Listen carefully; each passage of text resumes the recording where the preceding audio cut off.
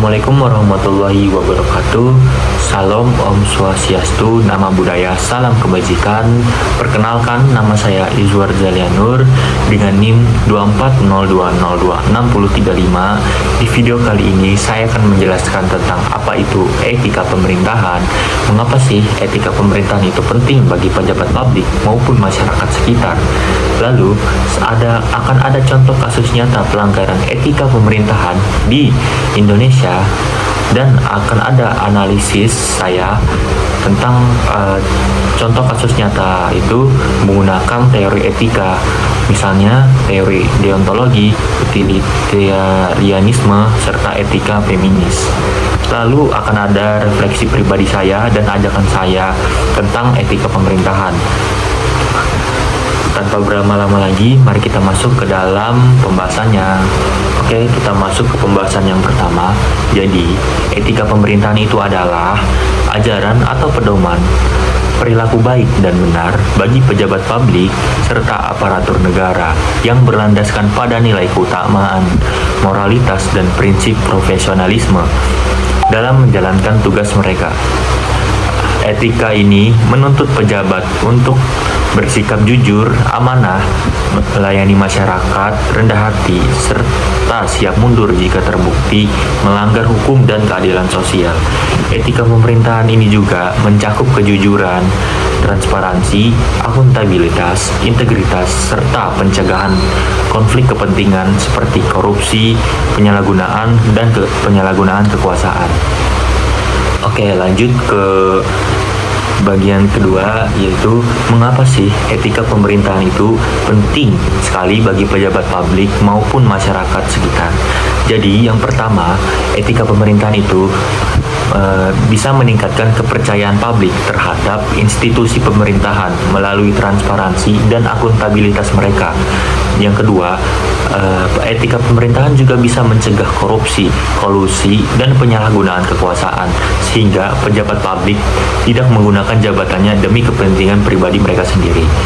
Yang ketiga, yaitu mendorong kepemimpinan yang bertanggung jawab dan mempertanggungjawabkan keputusannya kepada masyarakat sekitarnya.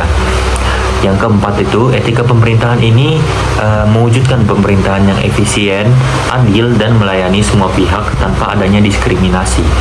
Yang terakhir atau yang kelima, itu etika pemerintahan ini juga bisa menjadi teladan moral bagi masyarakat dan aparatur pemerintahan lainnya. Oke, baik, kita masuk ke pembahasan selanjutnya, yaitu ada contoh kasus nyata pelanggaran etika pemerintahan di Indonesia. Di sini, kasus yang saya bawakan itu tentang kasus suap jual beli jabatan oleh Bupati Probolinggo, yaitu Puput Tantriana. Saya akan menjelaskan secara ringkas saja tentang kasus suap jual beli jabatan oleh Bupati Probolinggo ini. Jadi Bupati Probolinggo ini, Puput Tantriana, terlibat dalam kasus suap jual beli jabatan, gratifikasi, dan tindak pidana pencucian uang. Dalam kasus ini, ASN yang ingin menjadi kepala desa diharuskan membayar uang suap sebesar 20 juta rupiah dan tanah kas desa sebesar 5 juta per hektar. Tindakan Bupati Probolinggo ini merupakan penyalahgunaan kekuasaan tentunya, yang mana dia memperkaya dirinya sendiri dan keluarganya, serta jelas melanggar standar etika pejabat publik seperti kejujuran, amanah, dan pelayanan kepada masyarakat. Kasus ini menurunkan kepercayaan publik, melanggar sumpah jabatan, dan memperlihatkan lemahnya pengawasan serta integritas di lingkungan pemerintahan daerah itu. Sanksi yang diberikan pun dinilai belum memberikan efek jera, sehingga kasus Bupati Probolinggo Puput Tantriana ini merupakan kasus yang serupa masih sering terjadi di Indonesia, karena hukum di negara kita ini belum memberikan sanksi atau belum memberikan sanksi yang jelas lah kepada para pelaku, sehingga para pelaku ini tidak merasakan efek jera, hingga pejabat-pejabat yang lain masih memungkinkan untuk melakukan tindakan seperti ini. Oke, lanjut ke analisis menggunakan salah satu teori etika.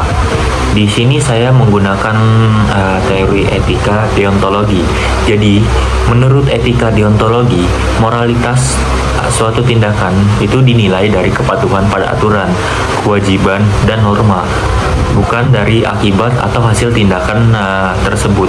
Dalam kasus Bupati Probolinggo ini, Puput Tantriana jelas melanggar kewajiban sebagai pejabat publik yang bertindak jujur, adil, dan mengutamakan kepentingan masyarakat.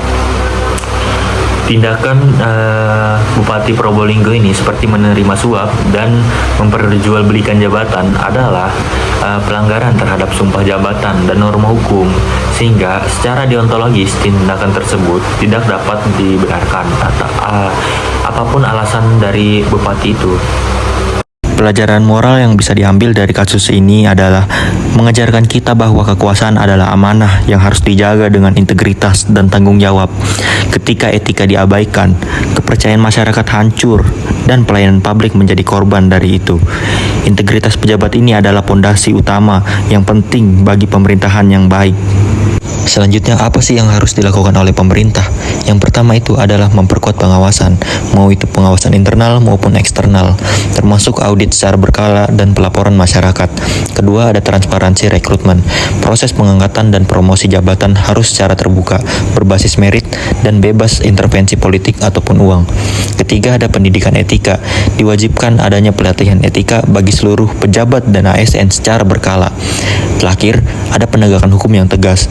Dengan adanya penegakan hukum yang tegas, para pelaku ini bisa mendapatkan efek jera dari apa yang telah mereka perbuat. Selanjutnya, apa yang bisa dilakukan oleh masyarakat, termasuk saya sebagai warga negara, agar lebih peduli terhadap etika pemerintahan? Yang pertama itu aktif mengawasi dan melaporkan pelanggaran etika pemerintahan dengan data dan bukti yang valid agar tidak terjadi misintervensi di publik. Kedua itu menuntut transparansi, partisipasi, dan akuntabilitas dari pejabat publik. Yang terakhir itu menjadi warga negara yang kritis, berani bersuara, dan mendukung budaya anti korupsi. Kesimpulan dari saya, etika pemerintahan ini adalah landasan utama dalam membangun pemerintahan yang bersih, adil, dan dapat dipercaya masyarakat. Kasus suap jual beli jabatan di Probolinggo menjadi bukti nyata bahwa pelanggaran etika tidak hanya merugikan negara, tetapi juga menghancurkan kepercayaan publik dan masa depan pelayanan masyarakat. Pemerintah dan masyarakat harus bersinergi dalam menegakkan etika, memperkuat pengawasan, serta membangun budaya integritas. Dengan demikian, kita dapat mewujudkan tata kelola pemerintahan yang bermartabat dan berpihak pada kepentingan rakyat itu sendiri. Sekian tugas presentasi dari tugas UAS saya. Kurang lebihnya mohon dimaafkan. Wassalamualaikum warahmatullahi wabarakatuh.